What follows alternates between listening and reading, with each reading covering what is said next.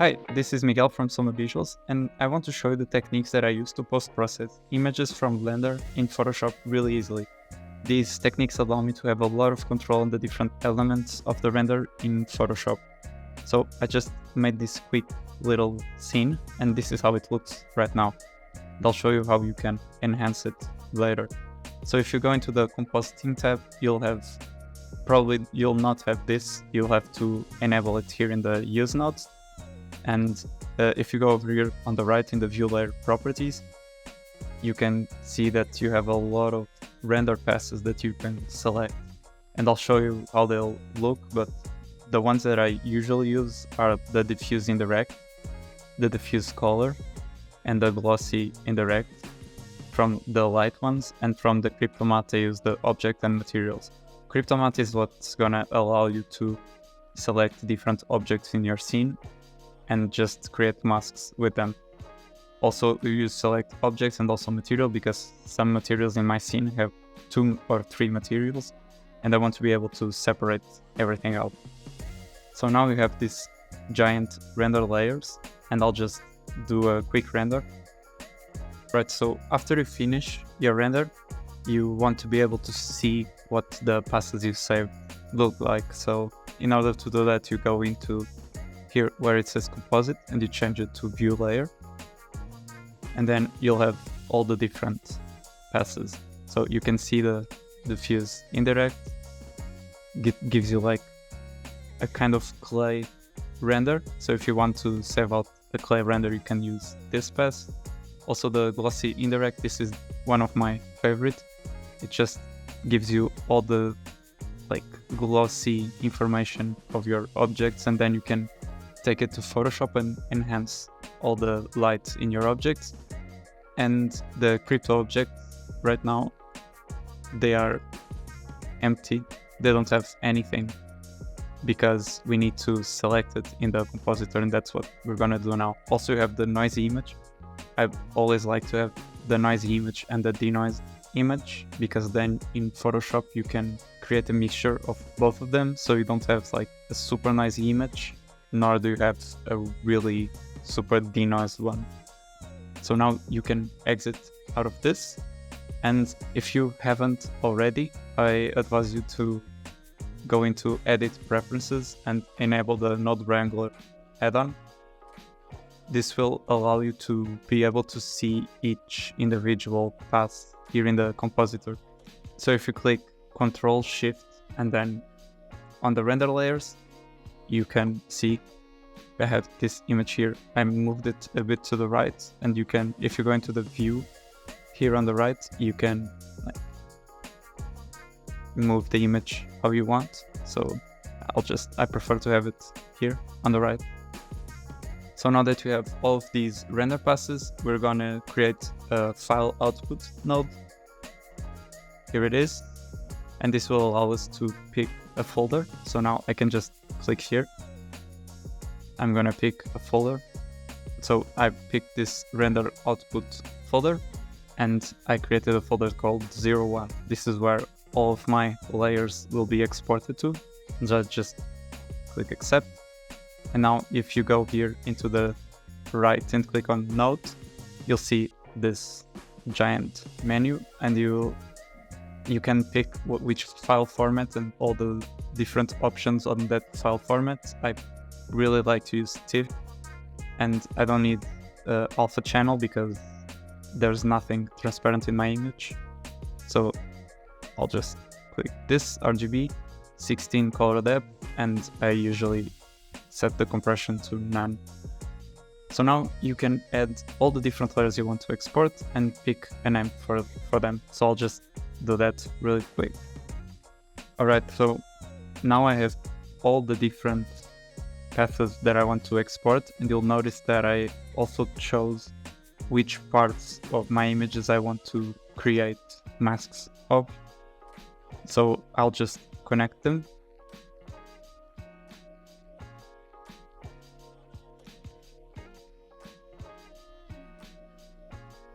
So this is how I would connect them, and now we'll work on the different passes. So in order to use Cryptomatte, you have to add a Cryptomatte node. You'll connect it to the object. Now I want to use the Cryptomatte as an object, so I'll just do this, and then here where it says matte ID, I'll click on the plus and select what I want. So if I want the floor, you can just select the floor, and you can see how it looks. If you click Ctrl Shift on the image twice, you'll see the mask. So this is what's gonna export to Photoshop. So I can reverse this if I just click the render layers with Ctrl Shift, and it will go back. So this is the floor. I can just put the floor here. I'll select. I'll do the vase as well. So it's same thing. You just go here, you delete the floor, click plus, and select this vessel small. And you can see this is the mask it creates. So I'll just do that for all the objects, and I'll move to materials afterward. Okay, so I've selected all the masks that I need for the object, and I'm just missing this tree here. And that's because the tree is not divided into different elements at the object level, it's only at the material level. So if you go into the compositing, you can see I've also added the crypto materials. And the way you use them is I'll just duplicate the Cryptomatte node. It's the same node. You add the material to the image here, and you change it from crypto object to crypto material. I'll just delete what I have here. And if you click the plus sign, you'll see over here, if you hover over the different elements, you'll see which material you're adding. And this leaf material I have is divided in two, and I want both materials. So I can just click leaf 1, and it adds one, and I can just add another one. So I'll add the leaf 2. Yes. So now I have both materials selected, and it's masking out all the leaves in my image. And I'm gonna do the same thing for the trunk of the tree, because it's divided into the trunk and the branches. Alright, so after you add all your masks and all your passes, you're ready to do the final render. So before, when I did my test render, I rendered it at 100 samples. I'll now just render it at 1000, and I'll see you when it's done. Alright, so this just finished rendering, and if I go into my folder here, you can see that I have all the passes. I'll just make it bigger. I have all the passes that I chose here in this folder, and now I'm gonna move this to Photoshop. Okay, so now with Photoshop open, you want to select one of the images that you saved out and just drag it in. You have this, and now you save as. I'll just save it here, I call it post, and save it as a PSB large document format for Photoshop. Then you save it out, and then you can just make this a layer, so you double click on it and click OK, and then I'll just create a new layer and delete this one. So we did this because it's the easier way to create a Photoshop document that matches the size of your image. And then what we are going to do is select all the layers, click Alt, and just drag them into Photoshop. Just have to click Enter a bunch of times to get all the images in. And now you see here, this is the linking icon. So if for any reason you need to change anything in this image, you'll save it in the same folder. It will overwrite the layers, and then they'll be automatically updated into Photoshop. This is the workflow that I use, and it's turned out to be really useful. So now I'm gonna do the organization of my Photoshop file, and the way I usually do it is using this layers action. I'm gonna have it in the description so you can download it. And what it does is just, if you click play, it creates all the layers that I usually use to these two are out of place. I'll just move them into the test folder. These are all the layers that I use for interior rendering. For exterior, I usually have a sky and the background folder under the render. But for interior, you just need these. So what I do is I'll take all the masks, I'll just select them over here, and I put it in the masks folder. So now I have this masks folder, and I'll take the passes, so the gloss indirect, the diffuse indirect, and the diffuse color, and I'll put it in the passes folder. And then I'll take these two, the noise and denoise, and I'll just add it to the render folder. So now I have a really organized document, and I can just very easily make my modifications. So now I'll tweak the render. I have these two layers, so the denoise and the noise one, and I'll just use the opacity to just bring in a bit of this noise in, just so it doesn't look too denoised. It looks a bit washed out. And now one of my biggest pet peeves with this render is like this vase over here. I think it just looks too saturated. So if I want to change the way this vase looks, I'll just go into my adjustments folder. I'll create a new folder, just call it vase. And then I go into the masks. I find out which one it is. It's this one. So I'll just take the visibility out of the other ones. And now if you go into channels and you control click any of the channels, you get this selection. So now you can go into your folder and you can just click on this mask thing. And now everything you do inside of this layer will only affect the vase. So as I said, I'm gonna use some curves, bring it down a little bit, and then take the hue and saturation and just remove a bit of saturation. And this is more of the style I'm looking for this vase. What I can also do is go into the passes, and you see this cloth indirect. I'll add it to my folder, and you can see how it looks. And I'll just put it on overlay and bring it down a little bit. And you can see how it gives it a bit of more shininess in the vase. Then what I'll do next is go into the leaves. These ones I'll have to select the leaves path.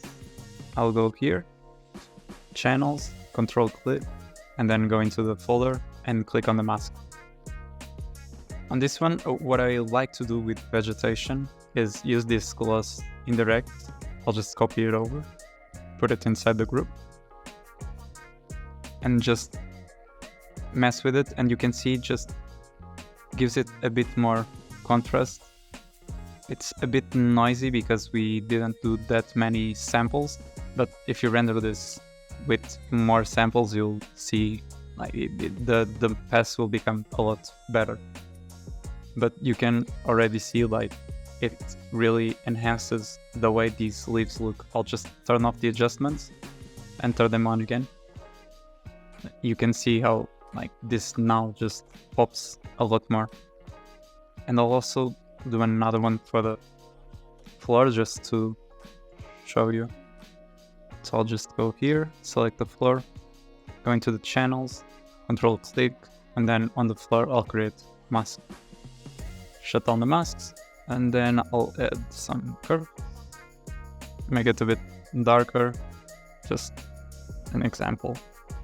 Yeah, so you can see like you have a lot of freedom with what you do to your render.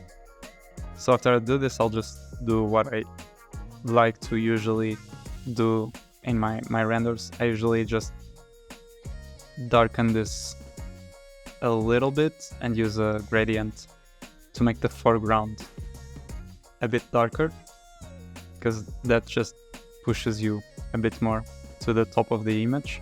It's gonna be really subtle. Then I add the curves and I choose linear contrast. just to give the image a bit more contrast, and you can see how it looks. I'll just make the effect a bit less intense by using the opacity, and this is personal preference, you can do whatever you want. And then I choose a black and white filter and I set it to overlay and adjust the opacity. This also just I just like to see it with this because it also gives it a bit more contrast, but I'll always keep it really subtle. And the advantage of this workflow is that if, for example, a client doesn't want this vase to have this color, then you can just change it. For example, you want a white vase. It doesn't look that good, but you can see, or for example, a black one. Maybe a white's not the best example, but if he wants like something like this, you can just tweak it and show it to him, and then maybe later you can change it in Blender. So after this, what I usually do is I create a new layer. Let's just take out this, create a new layer and click Ctrl-Alt-Shift-E, and this just takes everything that's down here and just creates a new layer from it. With this one, I'll convert it for smart filters and add a camera raw filter. Okay, so from here, this is just personal preference. You can just do this how you want. I'll just do a little bit, and something that I really like to do is use this texture slider and this clarity and dehaze just a little bit. I just think it adds some details to the render. I just like to see it. And also you can go into the detail and add some sharpening.